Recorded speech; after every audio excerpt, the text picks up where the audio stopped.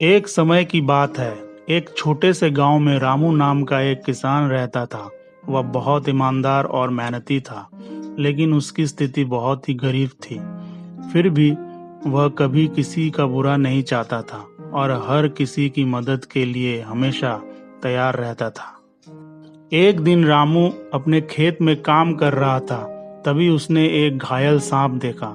रामू ने सोचा कि अगर सांप को यहाँ छोड़ दिया गया तो वह मर जाएगा।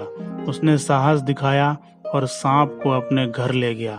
उसने उसकी अच्छे से देखभाल की और धीरे धीरे सांप ठीक हो गया।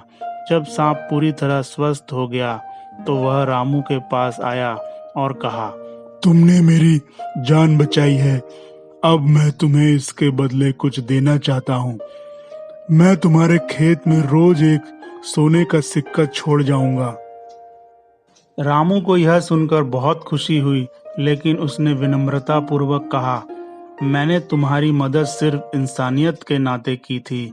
मुझे इसके बदले कुछ नहीं चाहिए। सांप ने रामू की बात मानी और जाने लगा, लेकिन उसने रामू को आशीर्वाद दिया कि उसके खेतों में हमेशा अच्छी फसल होगी। रामू के खेतों में सचमुच अच्छी फसलें होने लगी और उसकी गरीबी दूर हो गई। उसने कभी लालच नहीं किया और हमेशा दूसरों की मदद करता रहा। धीरे धीरे रामू का गांव भी समृद्ध हो गया।